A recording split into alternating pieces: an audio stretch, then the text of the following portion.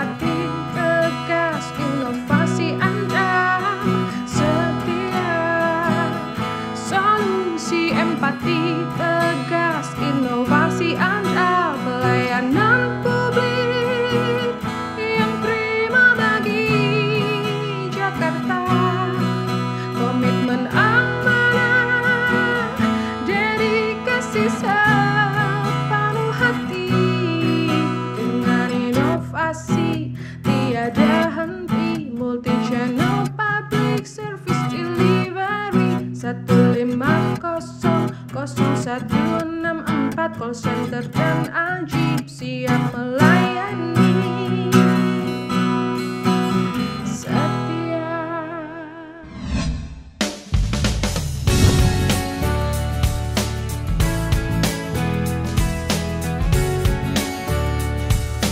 Pemirsa, apa kabar? Sehat dan semangat selalu ya. Korupsi hingga saat ini masih menjadi hal yang sangat mengkhawatirkan. Banyak dan beragamnya kasus korupsi yang telah berhasil ditindak dan diungkap ke publik seakan mengisyaratkan bahwa korupsi sudah bersemayam dalam diri seseorang yang selalu dimulai dari niat. Untuk itu, kita harus bersatu padu memberantas korupsi sejak dalam pikiran dengan serentak beraksi suarakan anti korupsi. Sebagai lembaga negara yang memiliki wewenang untuk melakukan pemberantasan korupsi secara profesional, intensif dan berkesinambungan, Komisi Pemberantasan Korupsi atau KPK Republik Indonesia menjadi trigger mekanisme untuk mendorong agar upaya pemberantasan korupsi di Indonesia menjadi lebih efektif dan efisien.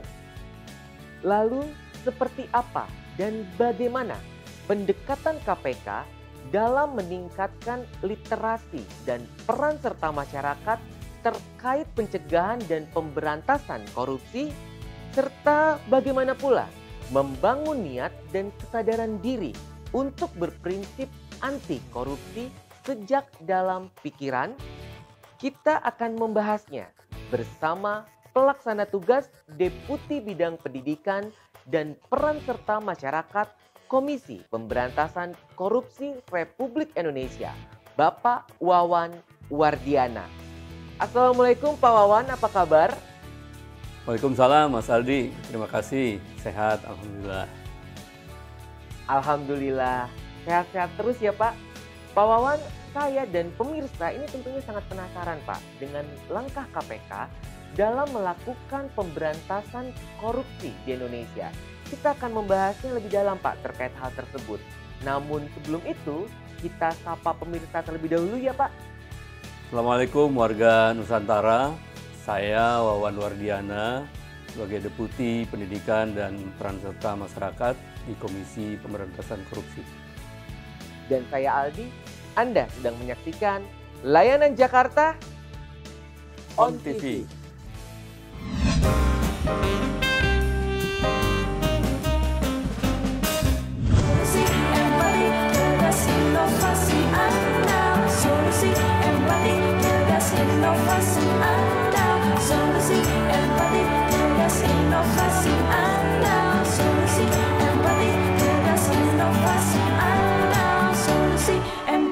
Tegas inovasi Anda.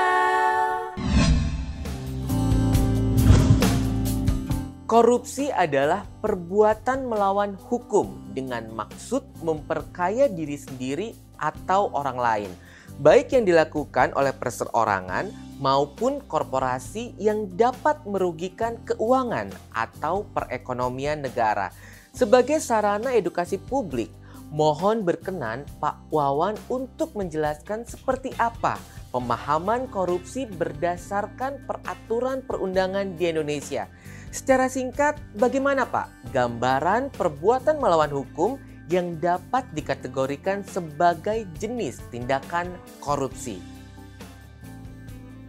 Kalau kita lihat undang-undang terakhir ya, 20 2001 itu korupsi memang salah satunya disebutkan bahwa itu adalah kegiatan-kegiatan yang melawan hukum, di mana di sana merugikan keuangan negara, kemudian untuk memperkaya diri sendiri atau memperkaya orang lain. Tapi sebenarnya itu hanya salah satu dari sekian banyak tindak pidana korupsi. Karena yang disebut dengan merugikan keuangan negara hanya 2 pasal. Sedangkan yang lainnya masih ada 28 pasal yang lain yang terkait, misalkan kita bicara dengan penggelapan dalam jabatan, kemudian kecurangan, ada gratifikasi, ada pemerasan, ada suap menyuap, lalu juga ada beberapa kegiatan-kegiatan atau proses-proses yang lain yang berkaitan dengan tindak pidana korupsi yang lain yang merintangi pelaksanaan tindak pidana korupsi dan lain-lain, tuh masuk di situ semuanya. Ya, jadi bukan hanya satu tadi ya. Jadi bukan hanya sekedar apakah tindak pidana korupsi itu merugikan keuangan negara atau tidak.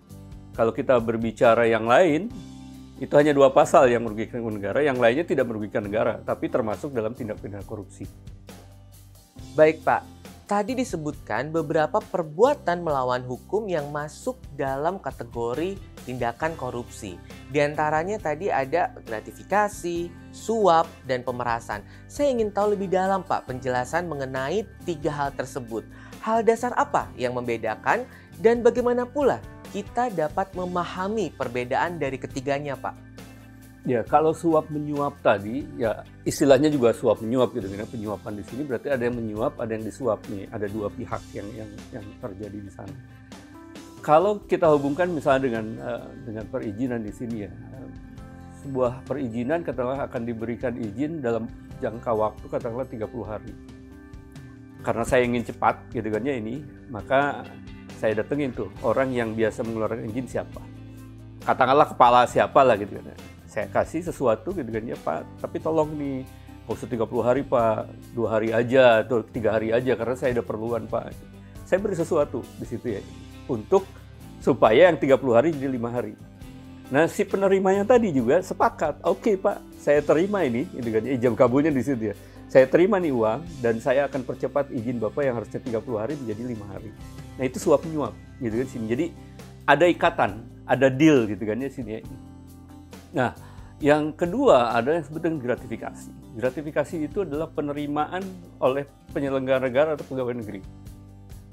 Dan ujung-ujungnya memang akan ke suap gitu kan sini ya. Tapi bukan suap. Jadi gini, Mas Aldi nih punya atasan gitu kan ya ini ya. Setiap kali Mas Aldi pulang dari luar kota, beli sesuatu, kemudian selalu mampir ke ruangan atasan. Pak, saya baru pulang dari Bali, Pak. Ada oleh-oleh, gitu kan sini. Sekali ngasih kan gitu. Oh iya terima kasih, Aldi, bilang kan gitu. Itu udah dianggap biasa. Kemudian kapan-kapan Mas Aldi dari mana lagi, terus bawa lagi, kasih lagi kan di sini. Kapan terjadinya gratifikasi itu mempengaruhi? Itu pada saat saya sebagai atasan Mas Aldi tadi akan menentukan sesuatu. Misalnya ini, dari 3 orang nama yang dikasihkan ke saya, ada A, B, ada Aldi yang ketiga di situ ya. Harusnya sesuai urutan, harusnya yang pergi A, gitu kan ya. Karena sebagai apresiasi tadi ya, penilaian yang terbaik adalah A. Tapi saya lihat, loh, ada Aldi di sini. Saya keingat, Aldi ini yang suka ngasih duit, suka ngasih oleh-oleh dan lain-lain gitu kan sini. Maka keputusan yang harusnya si A yang harus pergi, saya rubah jadi Aldi. Karena tadi ada gratifikasi yang diberikan oleh Aldi ke saya, pemberian sesuatu pada saya yang memang tidak suap. Kan kalau suap tadi saya katakan, Mas Aldi datang ke ruangan saya, Pak, harusnya saya dong Pak yang ke luar negeri, saya ngasih sesuatu dengan ke saya. Oh iya Aldi, makasih. Saya jadiin Aldi yang pergi. Ah itu suap. Tapi kalau tadi nggak ada suap menyuap. Tapi Aldi menanam saham tuh, seolah-olah kan gitu ya, menanam saham gitu di sini supaya merubah saya sebagai atasan tadi, merubah keputusan yang harusnya A menjadi B, yang asalnya B menjadi C dan seterusnya dan seterusnya. Itu gratifikasi. Nah kalau pemerasan itu biasanya dilakukan oleh orang-orang yang tadi, misalnya saya adalah sebagai kepala yang berhak memberikan izin tadi. Mas Aldi yang memohon izin ke saya gitu. Terus saya bilang ini, Mas Aldi, kalau izinnya mau keluar cepat, siapkan ya 500 juta. Misalnya gitu. Duh saya nggak punya Pak kayak gini. Ya kalau udah nggak bisa. Gitu. Nah, itu pemerasan. Artinya dari pihak yang memberi izinnya yang minta uang, kan gitu ya sini ya. Kalau suap menyuap kan ada deal tadi kan ya. Kalau gratifikasi, Mas Aldi yang aktif memberi sesuatu. Tapi bukan pada saat itu. Mungkin seminggu yang akan datang, mungkin sebulan yang akan datang, pada saat saya menentukan sesuatu, baru ingat tuh pada pemberian yang diberikan Mas Aldi itu beberapa waktu yang lalu. Kalau pemerasan, saya sebagai pemberi izin tadi, itu minta sesuatu ke Mas Aldi. Dengan catatan, kalau Mas Aldi nggak memberi sesuatu pada saya, maka izin tidak akan saya keluarkan. Nah, itu pemerasan. Kira-kira seperti itulah yang paling gampangnya. Lalu dari segi hukumannya Pak, apakah pelaku perbuatan melawan hukum tersebut dari ketiga ini akan mendapatkan hukuman yang sama beratnya Pak? Atau bagaimana? Oh, berbeda, tentunya berbeda. Sebelumnya kalau suap menyuap, dua pihak kena dua-duanya. Yang memberi dan yang diberi, kalau ketahuan, dua-duanya kena hukuman. Kalau gratifikasi, yang kena hukuman saya yang menerima tadi, itu kena gratifikasi. Kalau gratifikasinya adalah menjurus ke suap, gitu kan ya ini. Tapi kalau gratifikasinya tidak menjurus ke suap, ya sebaiknya saya juga menolak, gitu kan sih dia. Kalau pemerasan, yang kena adalah saya yang tadi memeras, gitu kan ya. Tapi Mas Aldi sebagai warga yang tadi minta izin tadi, ya saya kalau nggak ngasih Pak, saya nggak dapat izin gitu kan. Akhirnya saya kepaksa ngasih kan gitu kan. Tapi dengan terpaksa ngasihnya gitu kan. Oleh saya tadi. Nah yang kena adalah yang memerasnya. Mas Aldinya nggak kena. Baik, terima kasih Pak. Ternyata memang korupsi itu sangat menyeramkan ya Pak. Terlebih juga tadi Bapak mencontohkan itu dengan menyebutkan nama saya Pak. Saya semakin seram Pak. Dari tadi nih mulut nggak berhenti-berhentinya Pak nyebut Pak. Nauzubillah min zalik ya Pak. Semoga Allah senantiasa melimpahkan rahmat-Nya, melindungi dan menjauhkan kita dari perbuatan-perbuatan melawan hukum tersebut. Amin. Semakin jelas ya pemirsa, perbedaan antara gratifikasi, suap, dan pemerasan. Tetap waspada dan jauhi perbuatan melawan hukum tersebut dari kehidupan kita sekarang juga. Seperti itu ya Pak Wawan ya. Pak Wawan, korupsi ini selalu bermula dari dalam diri dan pikiran seseorang. Lalu bagaimana caranya Pak? Kita dapat memulai melawan korupsi dari dalam diri kita. Nilai-nilai apa Pak yang harus kita tanamkan agar terus berprinsip dan berkeyakinan untuk melakukan anti korupsi sejak dini Pak? Ya, yang pertama tentunya kita harus paham dulu apa itu korupsi. Gitu kan ya ini ya. Korupsi yang tadi dimaksud yang barusan saya jelaskan itu kan korupsi dalam koridor hukum gitu kan. Sebenarnya bibit-bibit korupsi itu ya yang di luar hukum tadi, bibit-bibitnya sudah ada di sekitar kita gitu kan. Di rumah tangga juga banyak gitu kan sini. Orang berbohong. Orang tua berbohong di depan anaknya atau mengajari anaknya berbohong, tidak jujur. Licik. Orang lain ngantri misalkan gitu kan ya, ini orang tuanya ngajarin nggak usah ngantri nak sini. Itu bibit-bibit sebetulnya kan di sini. Jadi yang pertama adalah pahami dulu masalah korupsi dulu. Yang kedua adalah hindari juga. Kita harus tahu juga tadi ya, bibit-bibit korupsi juga harus tahu juga di sini. Kalau kita bicara misalkan bicara dengan umum gitu kan di sini. Apa sih yang nilai-nilai anti korupsi? Artinya nilai-nilai anti korupsi itu adalah nilai-nilai yang harusnya ada di diri kita. Kalau mohon maaf ini kalau apa namanya itu singkatannya kurang bagus. Ada jupe, mandi, tangker, sebedil. Jujur, peduli, ini mandiri, disiplin, tanggung jawab, kerja keras, kemudian sederhana, kemudian adil gitu kan.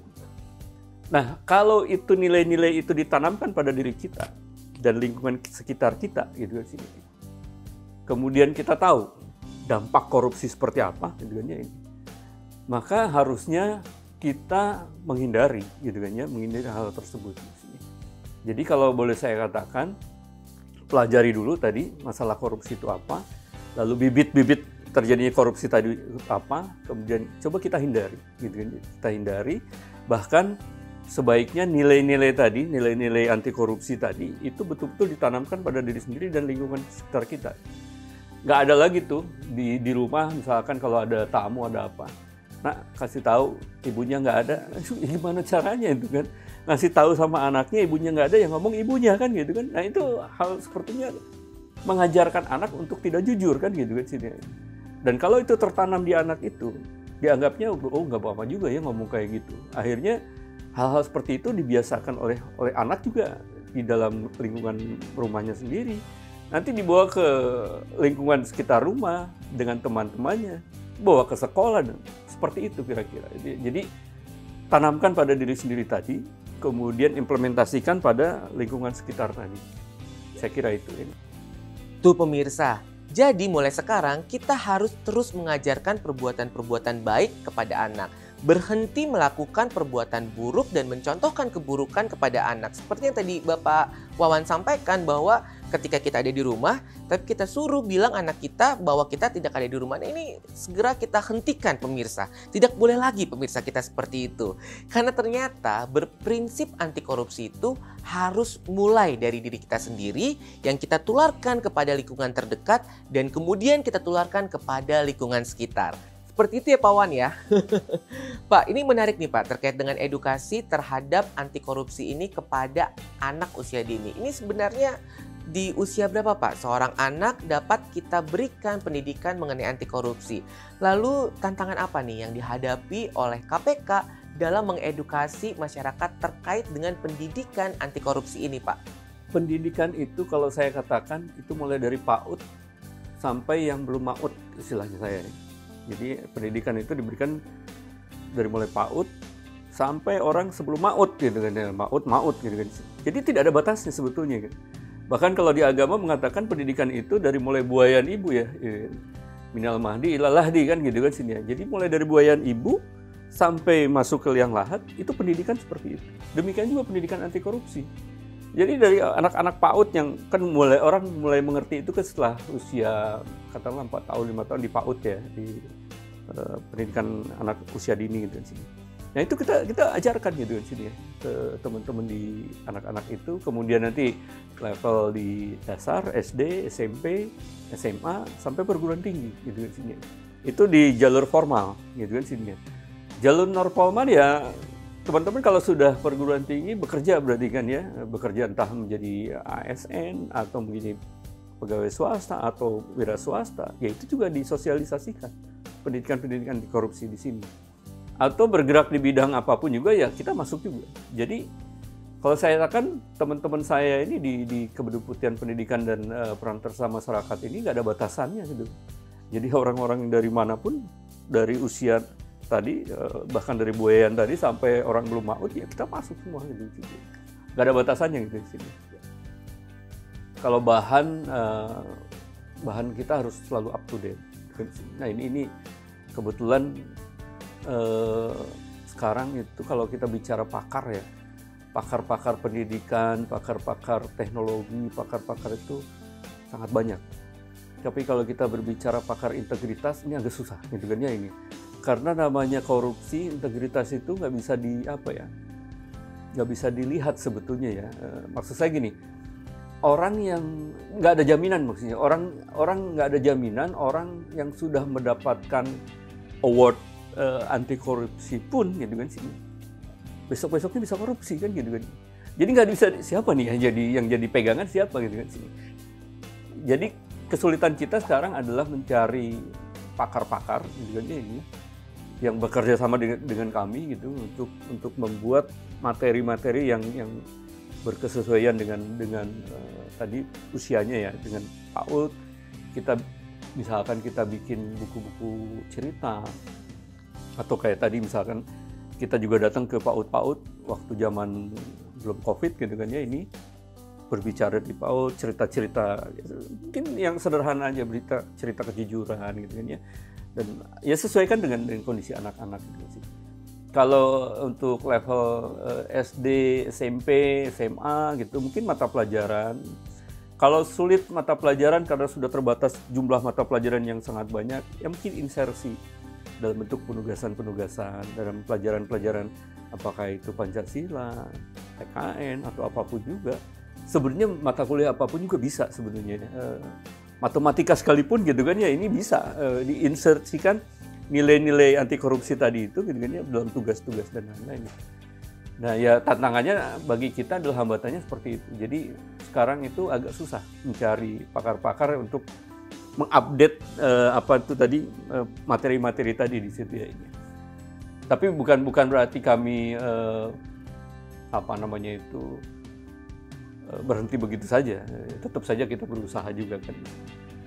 Dan alhamdulillah ya, apalagi dengan pandemi ini ya, komunikasi dengan para pakar dan lain-lain walaupun terbatas tadi masih bisa dilakukan di lewat Zoom dan lain-lain seperti sekarang ini kan. Setuju Pak, masa pandemi ini memang banyak adaptasi yang baru, tapi ternyata memudahkan juga ya Pak, karena kita juga bisa melakukan seminar, rapat kerja, dan juga pembahasan dimanapun peserta dan narasumber berada. Seperti itu ya Pak. Lalu Pak, terkait dengan Kedeputian Bidang Pendidikan dan Peran Serta Masyarakat KPK Republik Indonesia, seperti apa Pak ruang lingkup, tugas pokok dan fungsinya? Ya, KPK itu sekarang mempunyai tiga strategi pemberantasan korupsi di Indonesia ini.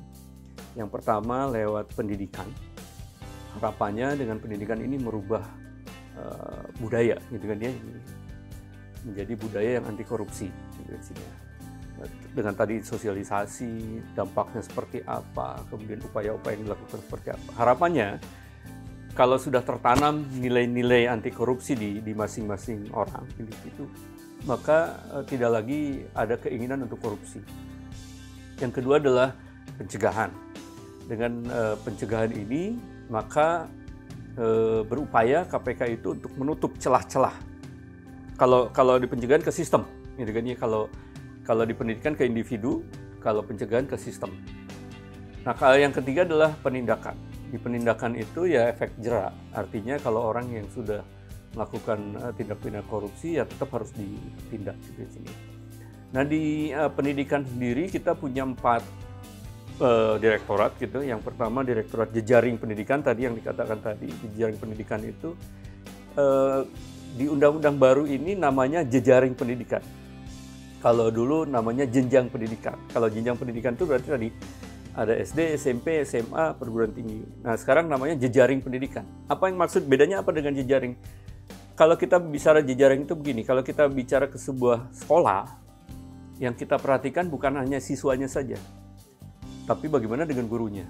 Nah, siswanya kita kasih pendidikan anti korupsi, gurunya enggak. Akhirnya gurunya berharap setiap semester dapat gratifikasi kan, dapat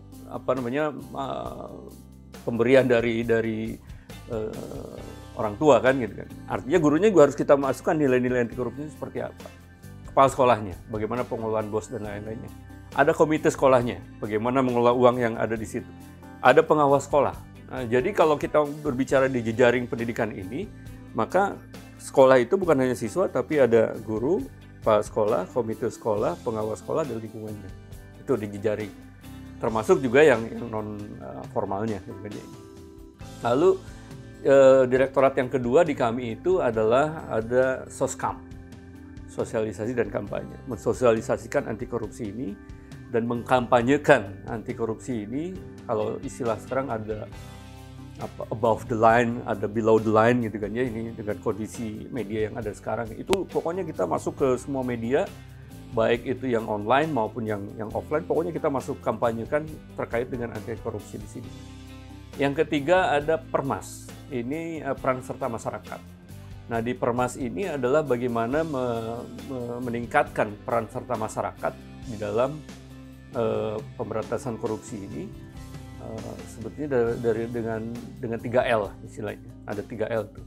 Lihat, lawan, laporkan. Kalau melihat orang korupsi, lawan.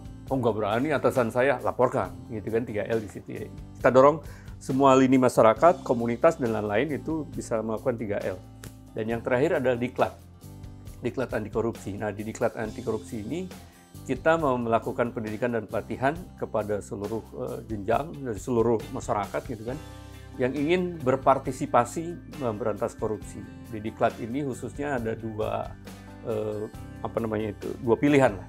ada yang menjadi PAK gitu kan ya, penyuluh anti korupsi, tapi ada juga yang menjadi API, ahli pembangun integritas. Jadi kalau Mas Aldi atau siapapun juga ingin menjadi penyuluh anti korupsi bisa diklat di kami, kemudian kita punya SKKNI-nya, nanti ada sertifikasinya, kita berikan, ada ujian kompetensinya, kalau lulus ya kasih sertifikasi sebagai orang yang berkompeten untuk melakukan penyuluhan. Karena kita kan jumlah KPK terbatas, jadi kita sangat berharap kepada seluruh masyarakat, lapisan masyarakat untuk membantu KPK dalam melakukan penyuluhan ini. Kalau API tadi ahli pembangun integritas biasanya orang-orang yang memiliki kedudukan, gitu kan ya, punya kewenangan itu sebagai ahli pembangun integritas. Kira-kira seperti itu tugas dari Kedeputian Pendidikan dan Perantaraan Masyarakat. Sangat menarik Pak Wawan. Saya dan pemirsa ini tentunya akan semakin penasaran Pak dengan berbagai hal terkait pemberantasan korupsi di Indonesia. Namun nampaknya kita harus jeda dulu Pak, karena produser saya ini dari tadi kasih kode-kode terus nih Pak. Kita akan kembali setelah yang satu ini.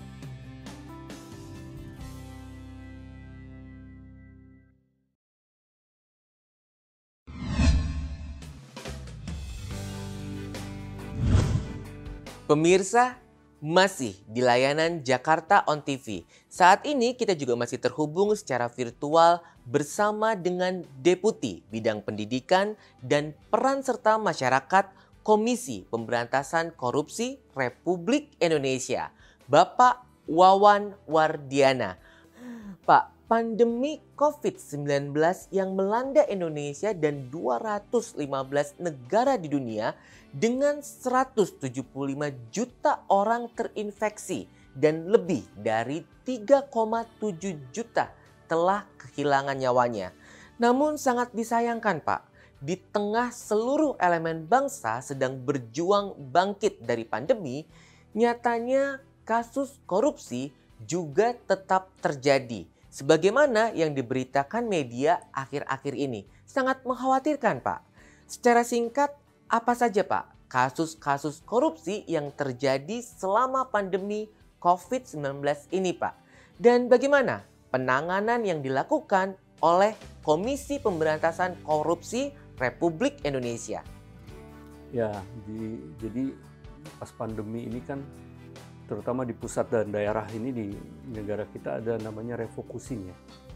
Refocusing anggaran yang dulunya dipakai untuk yang lain, kemudian direfocusing untuk penanganan pandemi. Jadi yang dulunya 100 miliar ini untuk beli, nggak boleh. Yang 50 miliarnya ini tarik lagi untuk penanganan pandemi. Nah hanya saja kalau kita lihat, memang dengan refocusing ini ada beberapa hal yang terjadi. Yang pertama, di refocusing itu pada saat tahun 2020 yang lalu, itu kan ada pilkada ya.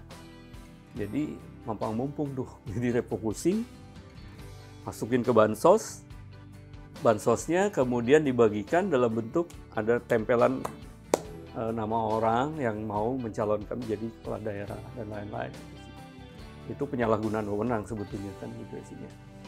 Atau kita juga punya data waktu itu ada daerah yang melakukan refocusing sangat besar gitu kan isinya ini. Setelah kita cek nggak ada tuh kasus COVID di situ. Tapi kok refocusingnya sangat gede gitu kan sini ini. Kemudian kita cek lagi ada pilkada nggak di sana? Oh ada Pak. Incumbent Pak. Wah ini berarti sudah mulai melakukan refocusing untuk kebutuhan pribadi dan gitu semua. Nah, satu masalah perencanaannya. Yang kedua adalah masalah PBJ-nya, pengadaan barang dan jasanya di sini. Di dalam pengadaan barang dan jasa itu juga banyak terjadi. Misalkan yang kasus-kasus yang kita dengar secara nasional misalnya ini, yang harusnya ada markup harga gitu kan sih ini. Ada yang harusnya harganya cuman katakanlah 2.500 di markup jadi 4.000, yang 1.500-nya balik ke yang nugasin misalnya jadi kickback dan lain-lain, PBJ misalnya ada markup dan lain-lain. Atau bahkan juga ada yang COI, konflik of interest, konflik kepentingan.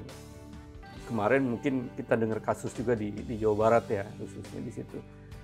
Bapaknya sebagai bupati, kemudian melakukan pembelanjaan tadi, gitu kan ya, pengadaan barang dan jasa dan lain-lain, vendornya anaknya sendiri, kayak itu udah terjadi gitu. Jadi PBJ, bansos, konflik of interest, gitu kan, itu terjadi pada saat pandemi ini gitu sini ini. Jadi ada orang yang mampang mumpung juga gitu kan ya, dengan kondisi pandemi ini masih melakukan hal yang sebenarnya tidak perlu dilakukan, harusnya kalau punya hati ya. Masa sih gitu kan ya masih melakukan yang seperti itu. Lalu Pak Wawan, sebenarnya hal apa yang mendasari para pelaku tersebut seolah tak gentar untuk terus saja melakukan perbuatan tercela dengan melakukan korupsi? Hal ini sangat mengkhawatirkan, Pak. Yang pertama adalah niat. Jadi kalau kita bicara kadang-kadang ada mens rea-nya nggak? Nah, mens rea itu niat jahat. Kalau orang sudah punya niat jahat, gitu kan ya, maka dia mulai berpikir, merencanakan gimana caranya, siapa aja yang bisa diikat, berapa banyak. Itu mulai berpikir kalau sudah ada niat jahat. Gitu. Niat saja nggak cukup, harus ada kesempatan. Kalau kita punya niat tapi nggak ada kesempatan juga susah juga kan gitu kan sih dia. Saya punya niat untuk korupsi. Wah, saya bisa nih kayak gini. Oke, ada kesempatan juga, diberi kesempatan. Punya kewenangan nggak kita untuk korupsi? Kalau nggak punya kewenangan susah juga. Makanya kita kadang-kadang gini, ada beberapa teori yang menyatakan bahwa corruption itu adalah CDMA ya. Korupsi itu adalah diskresi, artinya orang yang punya kewenangan. M-nya itu monopoli, artinya kewenangan itu hanya dimiliki oleh dia, gitu kan, sehingga dengan kewenangan yang dimiliki oleh dia, istilahnya apa, kekuatan yang penuh, gitu kan ya ini. Tapi yang dia lakukan itu minus accountability, nggak bisa dipertanggungjawabkan gitu sih. Dia hanya nyuruh, pokoknya ini segini, nggak mau tahu, ini gini, nggak mau tahu, nggak bisa dipertanggungjawabkan. Maka itu udah pasti terjadi korupsi. Ya, ini sih. Nah, oleh sebab itu. Ya tadi, orang kalau sudah punya niat, tapi tidak punya kesempatan, tidak ada kesempatan, tidak akan jadi juga. Punya niat, ada kesempatan, kemudian punya kewenangan, gitu kan, sini ini bisa jadi, kan gitu sih. Oleh sebab itu yang paling mudah ya kita kalau udah punya niat, tapi lingkungan tidak mendukung, nggak akan jadi juga, kan gitu sini. Jadi mulai dari niat, kesempatan, tadi kekuasaan atau kewenangan yang dia miliki, maka dia bisa melakukan tindak pidana korupsi. Tapi kalau itu dilakukan dengan akuntabel, transparan, nggak mungkin juga dia korupsi kan gitu kan. Gimana mau korupsi orang, saya harus bikin laporan, kemudian orang lain juga harus bisa mengakses apa yang saya lakukan. Dijamin kalau akuntabel dan transparan, maka kewenangan yang dia miliki tadi itu, walaupun ada niat, nggak akan terjadi. Gitu. Nah, oleh sebab itu, kalau di pencegahan tadi ya, itu memperbaiki sistemnya supaya kesempatannya nggak ada.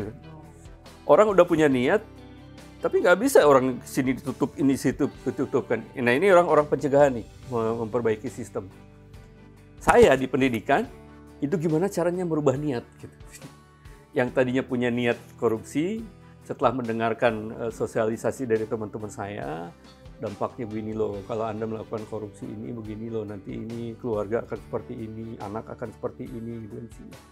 Atau kita perlihatkan katakanlah film-film yang berkenaan dengan teman-teman yang sudah korupsi, bagaimana rumah tangganya, bagaimana harta bendanya disita dan lain-lain.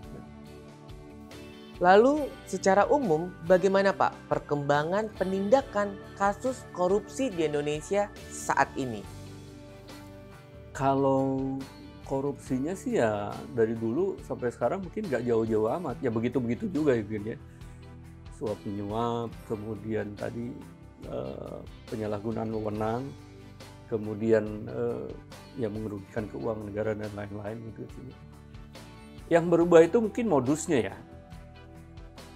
Jadi kalau dulu misalnya gini, dulu nyuap itu orang biasanya di bawah meja gitu kan ya. Bawah meja.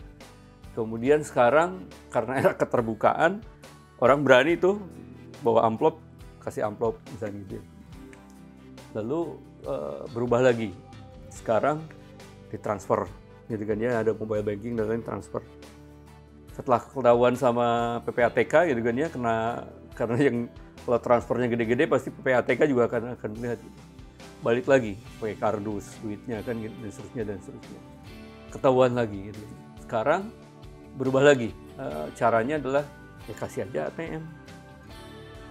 Mau miliaran juga satu ATM aja udah cukup gitu. ATM atas nama saya juga gitu kan masalah. Jadi kapanpun juga saya kasih ke Mas Aldi nih pakai aja ATM saya. Ada duit itu ada 1 miliar. Terserah Mas Aldi mau pakai apa. Udah kan itu. Kasih nomor PIN-nya aman. Padahal itu korupsi.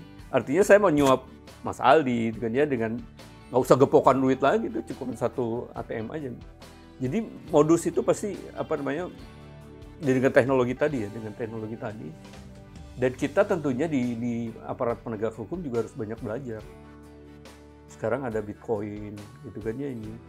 Kemudian ada saham dan lain-lain. Apa di situ nggak ada korupsi? Ada korupsi banyak gitu. Nah, orang-orang penegak hukum seperti di KPK ini, kepolisian maupun kejaksaan, ya harus belajar banyak dengannya. Karena teknologinya berubah terus, dan ya kita juga harus banyak belajar juga. Jangan sampai yang sifatnya konvensional saja yang kita tangani, padahal di dunia perbankan atau di dunia teknologi dengan fintech gitu ya, financial teknologi, itu banyak juga kasus-kasus yang harusnya kita dapatkan di situ. Jadi kira-kira kalau korupsi berubah bentuknya ya, terkait hukuman ya selama kita bisa buktikan, kemudian meyakinkan hakim sesuai dengan pembuktian yang ada, kemudian pasal-pasal yang ada, ya kita tuntut maksimal tentunya. Tapi sekali lagi, menuntut orang korupsi itu jangan dalam rangka balas dendam. Nah, ini yang perlu ditekankan. Jadi kalau KPK menuntut ke koruptor misalnya dipenjarakan, itu jangan sampai niat dari teman-teman KPK ini adalah karena balas dendam, bukan, tapi semata-mata adalah penegakan hukum gitu intinya. Jadi jangan sampai kita menghukum orang itu karena balas dendam, itu nggak boleh. Semata-mata karena menegakkan hukum. Maka berat tidaknya hukuman yang kita ajukan ke hakim di pengadilan itu harus berdasarkan bukti dan pasal-pasal yang memang mengenai koruptor tersebut. Kira itu. Kita semua yakin, Pak, bahwa upaya pemberantasan korupsi merupakan tugas kita semua. Lantas upaya apa saja, Pak, yang sudah dilakukan oleh KPK berkoordinasi dengan kementerian dan lembaga lainnya untuk melakukan upaya pemberantasan korupsi? Sudah sejauh mana, Pak, upaya pemberantasan korupsi ini dilakukan di instansi pemerintah? Pencegahan misalkan, kalau dengan KL ya, kementerian dan lembaga terkait dengan pelaporan gratifikasi, misalnya gitu ya. Orang kalau dapat gratifikasi lapor. Kemudian LHKPN, laporan harta kekayaan penyelenggara negara. Setiap tahun kita laporan juga. Itu untuk mencegah juga. Dengan LHKPN itu sebenarnya gini, kenapa sih sebagai pejabat negara harus lapor gitu ya sini? Emang kalau nggak lapor nggak apa-apa juga sebenarnya, itu kan ini. Tapi dengan kita membuat laporan harta kekayaan kita, sebetulnya kita sedang belajar mencatatkan apa yang kita miliki ini di hadapan Allah gitu. Kita belajar gitu kan, belajar harta kita ini bener nggak? Karena gini, beberapa pejabat kadang-kadang ngeluh ke saya gitu. Susah apa ngisi LHKPN gitu. Bentar Pak, emang harta Bapak berapa sih gitu kan ya ini? Bukan masalah banyaknya Pak, karena apa? Saya punya tanah nggak jelas. Nah itu yang susahnya itu gitu. Karena ketidakjelasan harta yang kita miliki, maka sulit gitu mengisi LHKPN. Pertanyaan saya, tuh ada menteri, ada katakanlah ada ya menteri lah sebutkan gitu kan, hartanya bejibun, tapi dengan mudahnya dia membuat LHKPN. Kenapa? Jelas kok duitnya dari mana. Sekian miliar, 100 miliar, ini triliunan. Karena dia jelas, gampang kok ngisi LHKPN. Nah kita yang hartanya pas-pasan gitu kan, sulit mengisi LHKPN karena nggak jelas harta kita dari mana gitu. Punya motor dulu dari mana ya gitu kan ini ya. Nggak jelas. Makanya dengan LHKPN ini sebetulnya itu adalah mengintrospeksi diri sendiri. Kita udah punya harta yang jelas nggak? Kalau yang nggak jelas itu harusnya dibuang tuh, bukan harta kita sebenarnya. Ya, LHKPN. Jadi biasanya LHKPN itu orang baru menjabat, sedang menjabat, setelah selesai menjabat. Jadi akan kelihatan tuh, berapa sih pendapatan dia sebulan? Oh, 5 tahun dia, berarti kalaupun naik ya segini lah. Kalau tiba-tiba ke atas, wah ini duit dari mana nih? Boleh dong curiga, walaupun mungkin aja dapat warisan dan lain-lain. Tapi asal tercatat dan semuanya ada laporannya, nggak masalah kan gitu. Itu misalnya dengan LHKPN. Lalu teman-teman di pencegahan itu yang disebut dengan monitoring. Monitoring itu melakukan kajian kepada sistem administrasi yang ada di kementerian dan lembaga. Tadi dipotret, kemudian dari potret ini kemudian kita cek apakah ini ada celah korupsi atau tidak. Misalnya di perizinan ya. Ini kayaknya kenapa sih harus sekian banyak gitu kan ya ini ya. Persyaratannya gitu kan. Kenapa sih harus sekian lama misalnya gitu kan sini. Kenapa sih harus sama bupati gitu kan ya. Nah, itu kan kita cek gitu kan. Oh, sebenarnya ini nggak perlu, ini harusnya begini, harus ini. Nah, ini orang monitoring, kasih rekomendasi gitu kan ya. Rekomendasi nanti untuk menutup celah-celah tadi di sini. Sekarang ada yang namanya Direktorat AKBU, Anti Korupsi Badan Usaha. Nah, itu kerjasamanya adalah dengan teman-teman di BUMN, swasta gitu kan ya, untuk bersama-sama mencoba mencegah tindak korupsi yang ada. Nah, kalau di kedeputian kami yang kerjasama dengan teman-teman di KL, selain tadi sosialisasi, lalu kampanye gitu kan ya, ini kerjasama kampanye dan lain-lain, ya kita ajak juga mereka menjadi penyuluh tadi ya, penyuluh anti korupsi, atau para pejabat menjadi ahli pembangun integritas gitu kan sini. Itu sangat membantu kami gitu kan ya. Makin banyak orang yang berintegritas gitu kan ya ini ya, maka tugas kami dan tugas kita semua enteng kan gitu kan. Daripada kalau semuanya dibebankan ke kami gitu kan, aduh, lihat Indonesia seluas ini gimana, kapan selesainya saya kan gitu kan. Sehingga pola-pola tadi menyebarluaskan ilmu gitu kan ya ke masyarakat gitu. Alhamdulillah sampai sekarang di tahun 2021 ini, mulai 2020 terakhir kemarin, kita sudah punya forum PAK di 34 provinsi. Gitu ya. Saya lagi menggedor supaya di 542 kabupaten kota itu ada perwakilannya. Sekarang baru 34 provinsi, semua sudah ada. Sekarang lagi saya dorong setiap kota, setiap kabupaten itu punya forum penyuluh anti korupsi. Dan itu menjadi target saya tahun ini, mudah-mudahan bisa diinikan. Kira-kira seperti itu ya. Baik, setuju Pak. LHKPN itu sangat penting Pak. Pemerintah Provinsi DKI Jakarta melalui Peraturan Gubernur Nomor 78 Tahun 2017 tentang penyampaian laporan harta kekayaan penyelenggara negara telah mewajibkan kepada para pejabat, auditor, kepala sekolah, dan bendahara di lingkungan Pemprov DKI Jakarta serta juga PNS yang ditugaskan di beberapa perangkat daerah, salah satunya DPM PTSP Provinsi DKI Jakarta, untuk mengisi dan menyampaikan LHKPN secara tepat waktu sebagai upaya dalam mewujudkan penyelenggaraan negara yang bersih dari korupsi, kolusi, dan nepotisme. Semakin menarik Pak Wawan.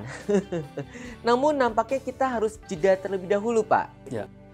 Kita akan kembali setelah yang satu ini.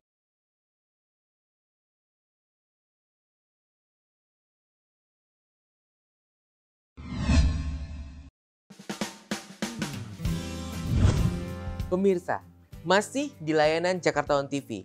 Dan saat ini kita juga masih terhubung secara virtual bersama dengan Deputi Bidang Pendidikan dan Peran Serta Masyarakat Komisi Pemberantasan Korupsi Republik Indonesia, Bapak Wawan Wardiana. Pak Wawan, kita lanjut lagi nih Pak.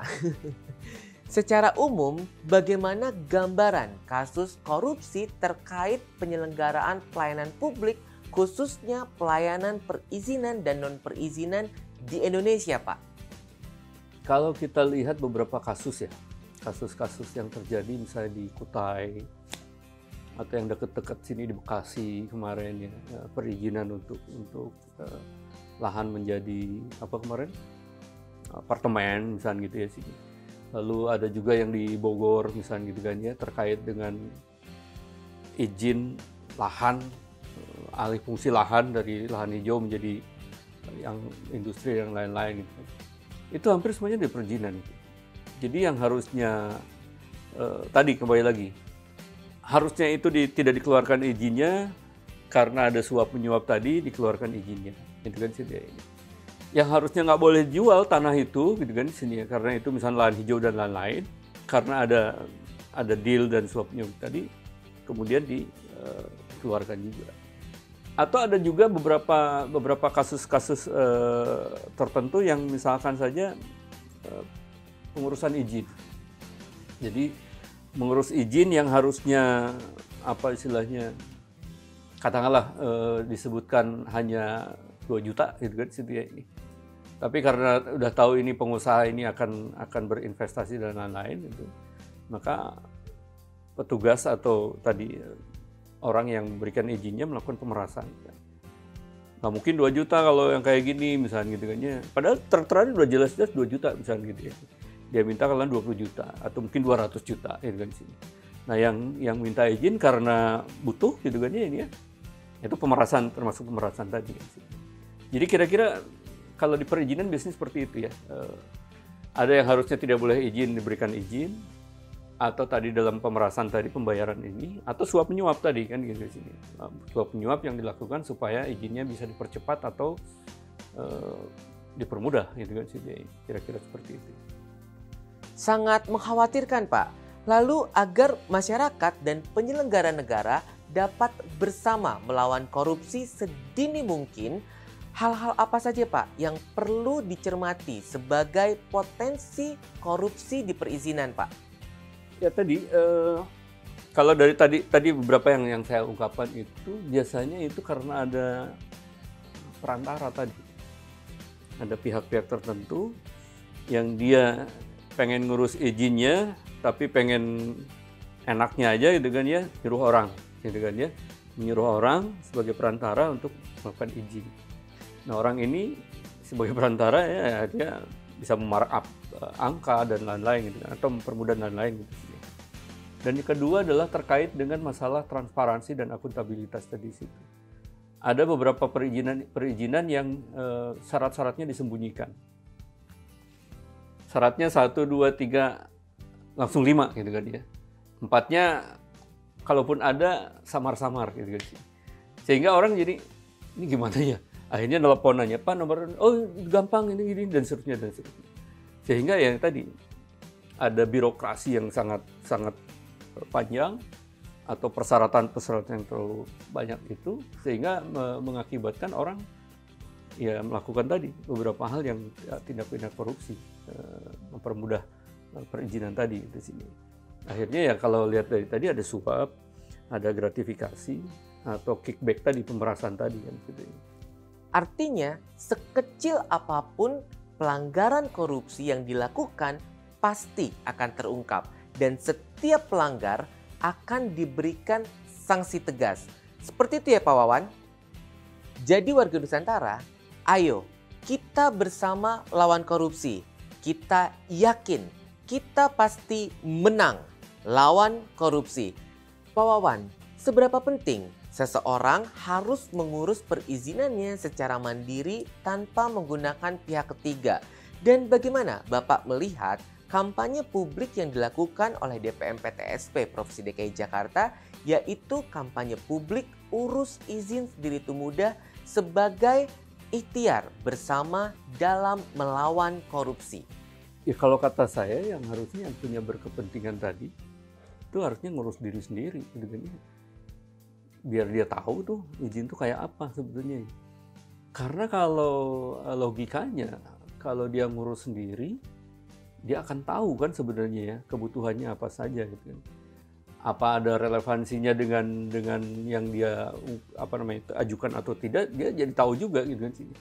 Tapi kalau dia tidak ngurus sendiri, dia tidak mau meluangkan waktu, dia menyuruh orang lain, maka resikonya adalah tadi, bahkan tambah ribet gitu kan ya ini. Yang harusnya selesai 2 hari bisa berminggu-minggu, yang harusnya cuma 2 juta bisa 20 juta, dan lain-lain gitu kan. Karena tadi, dia ingin enak-enaknya aja gitu kan, ingin enaknya aja, padahal sebetulnya kalau dia melakukan sendiri mungkin lebih efektif, lebih efisien. Dari segi biaya, dari segi waktu, mungkin lebih pas gitu kan.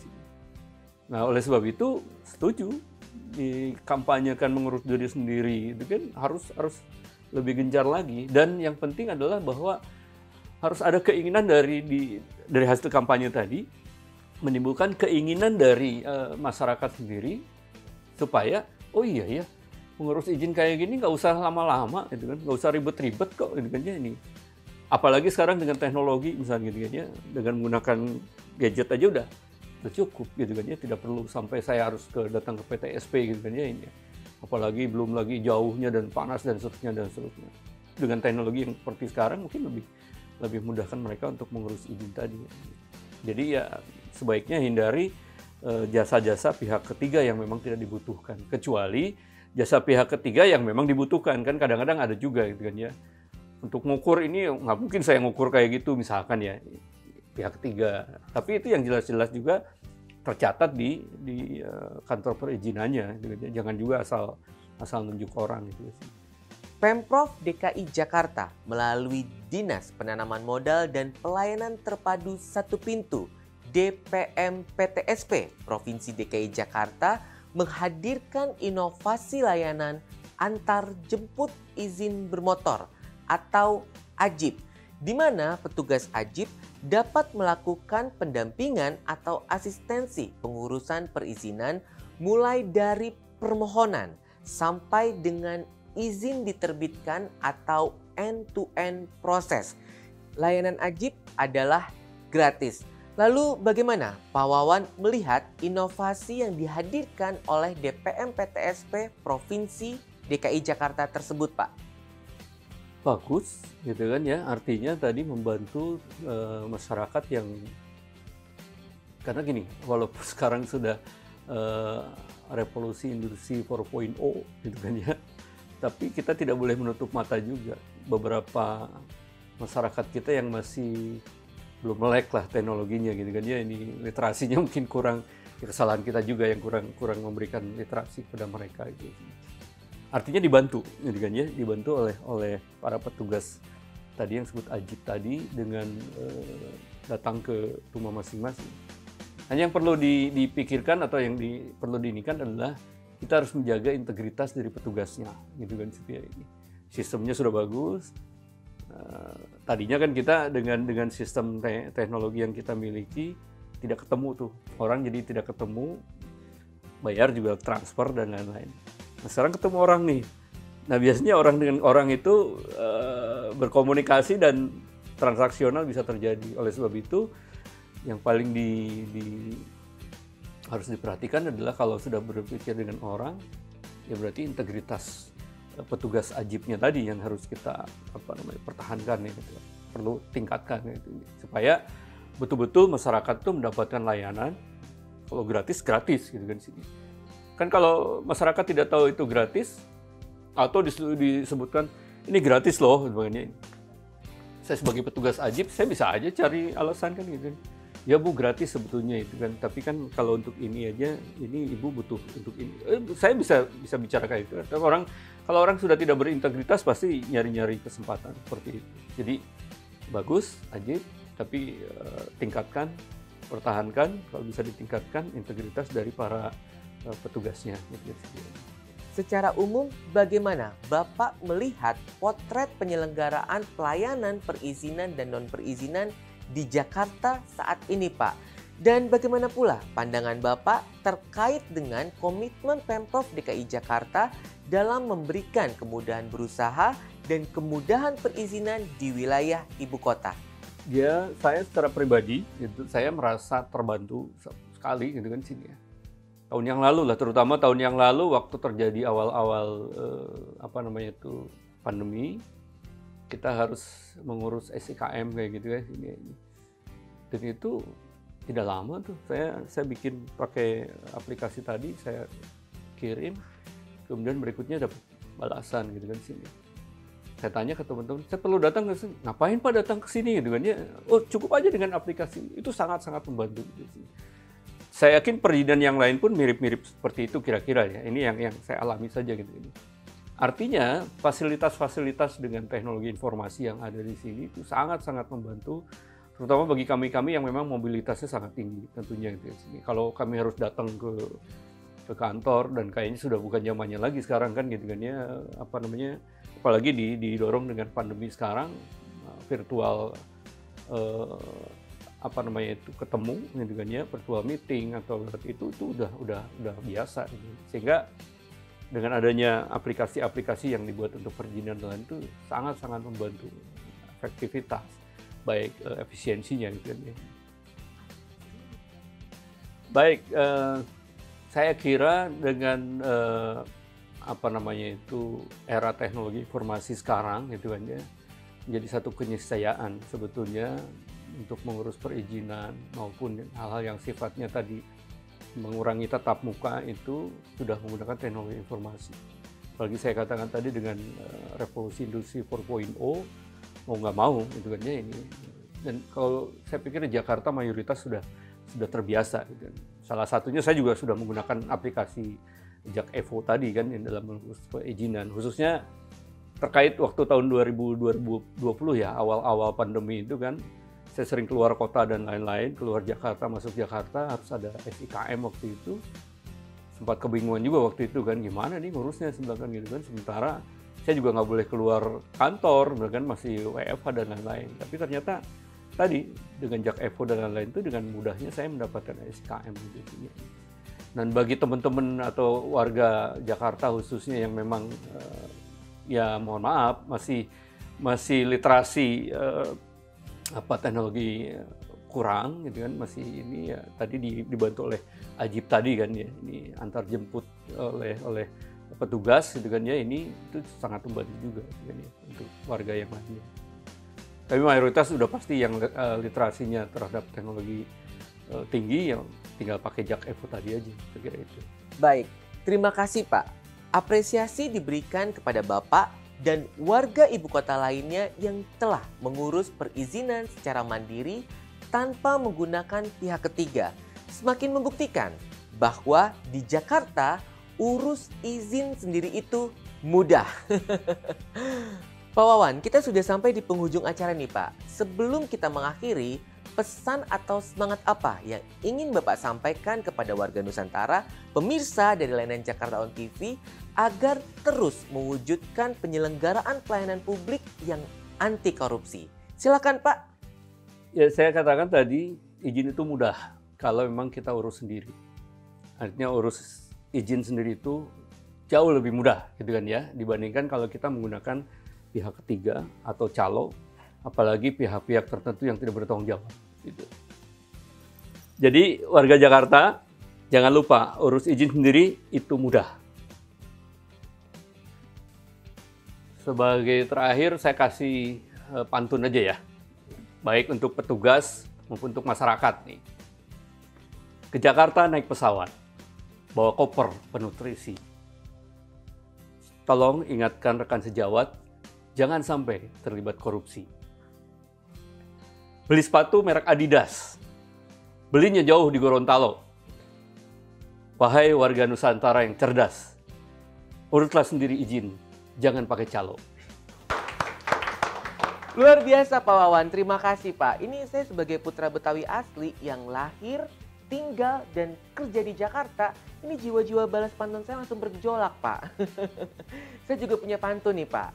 Naik sepeda dari Jakarta ke Bekasi. Cakep. Pulangnya makan ikan tenggiri. Cakep. Kita pasti menang lawan korupsi dengan mengurus izin sendiri.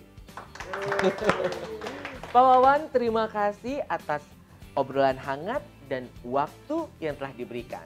Salam sehat dan semangat selalu ya Pak. Sama-sama Mas Aldi, terima kasih juga. Salam buat teman-teman di PTSP. Korupsi merupakan perbuatan melawan hukum yang harus kita hindari sedini mungkin dari segala aspek kehidupan.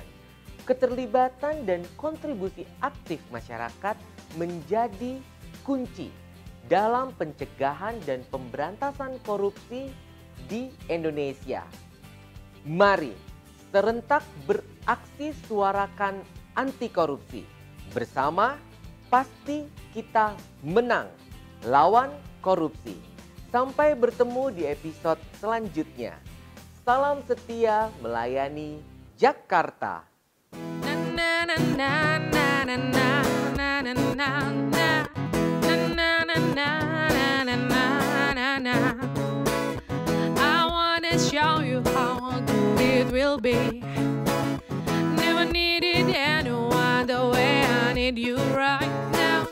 You know you'll never be alone anymore. We can make it together. It's gonna be alright. And if you look, you'll find I got you on my mind. 'Cause baby, I'll be there for you. When you need somebody, I'll be there for you.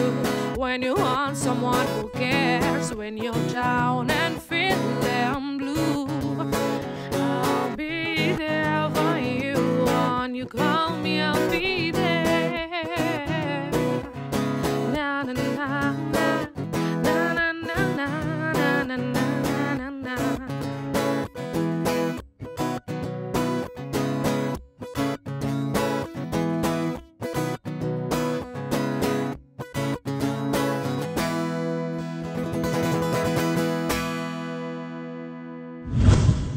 Perlu mengurus izin? Di Jakarta, urus izin sendiri itu mudah. Urus izin sendiri itu mudah.